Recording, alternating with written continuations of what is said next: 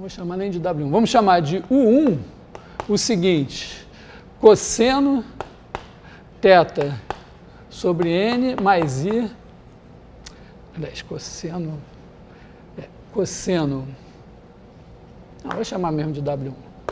W1 igual a S cosseno θ sobre N mais I seno θ sobre N. E chama de U o seguinte: cosseno de 2π sobre N mais I seno de 2π sobre N. Porque, olha só, no nosso polígono regular, esse ângulo aqui é 2π sobre N. Para eu passar, imagina que esse cara aqui, em vez de ter tamanho raiz N de R, tivesse tamanho 1. Então, esse cara daqui é o nosso U, se esse tamanho daqui for 1. Quando eu fizer U ao quadrado, como o tamanho de U é 1, U ao quadrado ele só roda de 2π sobre N. Então, esse cara daqui é U ao quadrado. U ao cubo, né, porque isso aqui também é 2π sobre N. U ao cubo está aqui. U à quarta, U à quinta, etc. Até o U elevado a N menos 1. E aqui é o U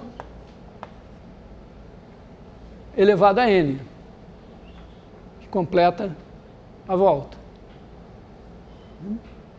Que é igual a 1. Então, ó,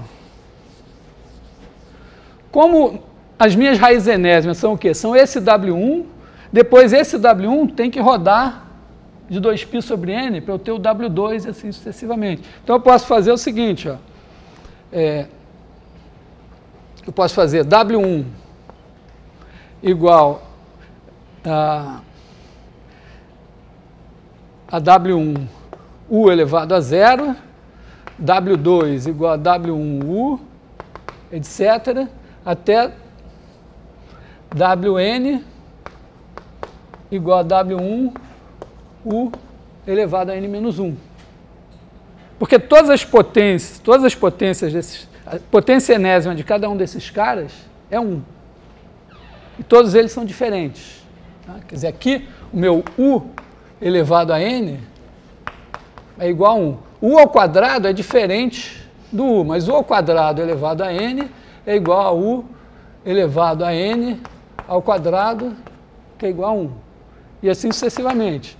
U elevado a N menos 1 elevado a N é igual a U elevado a N elevado a N menos 1, que é igual a 1. Então, esses caras aqui são as raízes enésimas da unidade. Então, eu pego, para eu ter, na verdade, esse W1 não precisava ser esse W1, podia ser qualquer uma das raízes enésimas de Z. Se eu pegar uma raiz enésima de Z e multiplicar ela pelas potências desse U, das raízes enésimas da unidade, eu tenho todas as raízes enésimas de Z. E elas estão dispostas sobre um polígono regular. Se você tiver uma intuição física de soma de forças, pensa só, imagina que você vai somar esses caras, esse com esse, com esse, com esse, com esse, com esse, com esse. Você tem forças, cada uma apontando para um lado, mas com as pontas nos vértices de um polígono regular. Soma dá quanto? 0. Fisicamente é imediato. Algebricamente, ó, somar isso daqui, se você fizer W1 mais W2 mais Wn, como todos têm W1 como fator, isso aqui é U elevado a 0 mais U elevado a 1 mais U elevado a 2 mais U elevado a N menos 1. E a fórmula da soma de uma PG vale nos números complexos. Tá? Lembrando assim, ó, fórmula da soma de uma PG. A gente sabe que AN menos BN é igual a A menos B vezes a n menos 1b mais a n menos 2, a n menos 1 só, né? Mais a n menos 1b mais abn menos 2 mais bn menos 1. Então, r elevado a n menos 1 é igual a r menos 1, r elevado a n menos 1 mais r elevado a n menos 2 mais r mais 1. Então, chamar de Q, né, para ficar mais... R tem cara de PA, né? Chamar de Q aqui, Q menos 1, Q, né? Então, 1 mais Q2 mais Q elevado a n menos 1 é igual a Q elevado, bom, vou botar assim, 1 menos Q elevado a n sobre 1 menos Q. Não usei nenhuma propriedade aqui que os números complexos não tenham. Então, vale aqui. Isso aqui é W1, que multiplica 1 menos U elevado a n sobre 1 menos U. Só que 1 menos U elevado a n é zero.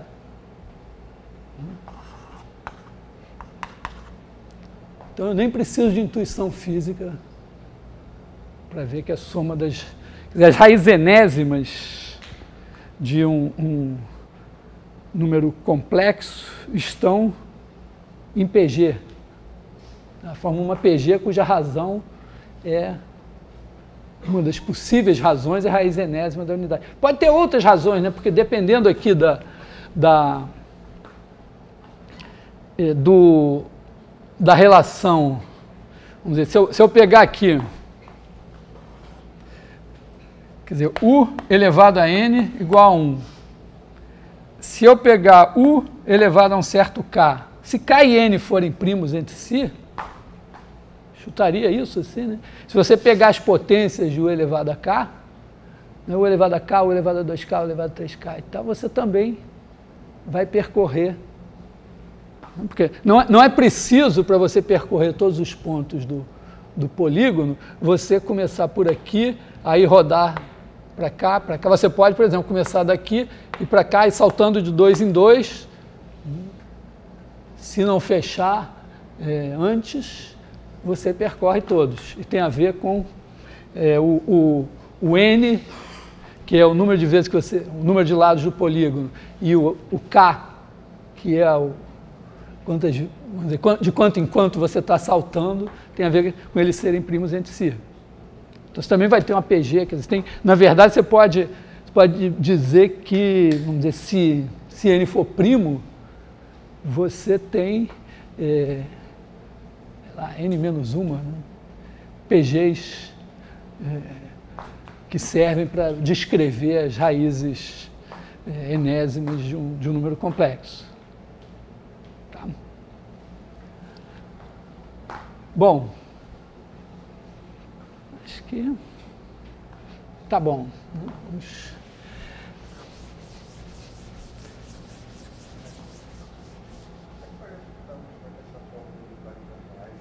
Hã?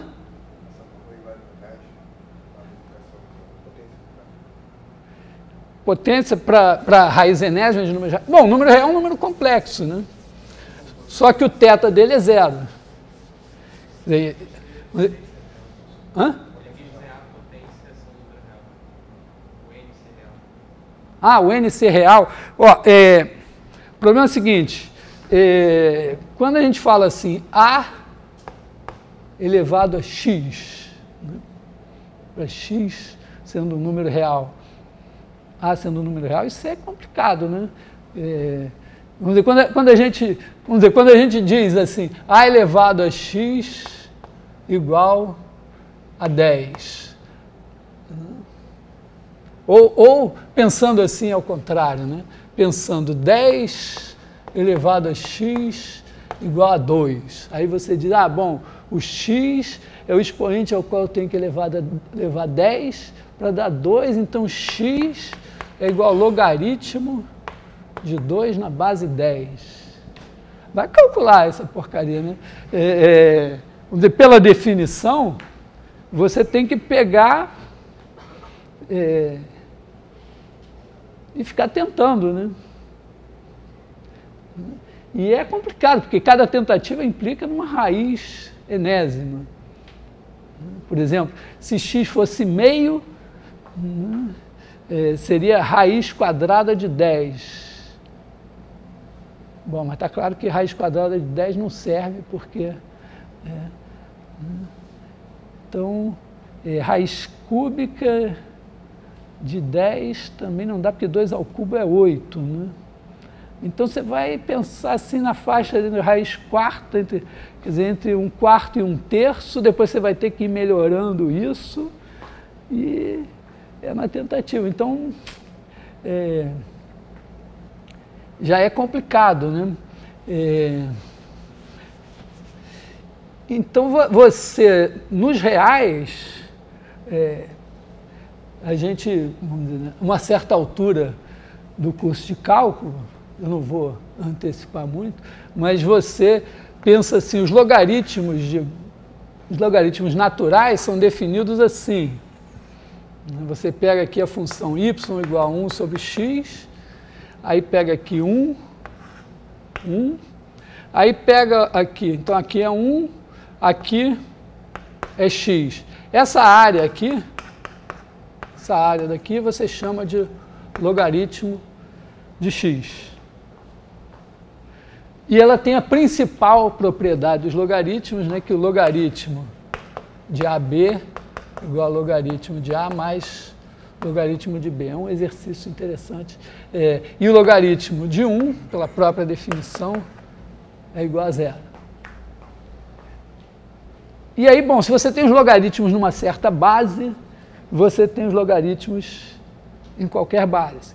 Então, tem todo um trabalho para você mostrar que essa definição corresponde à outra para um certo número misterioso, que a gente calcula aproximadamente, dá alguma coisa perto de 2,7. E é por aí. Tem uma vantagem, nessa área é mais fácil de calcular aproximadamente do que esses logaritmos que você tem que ficar testando.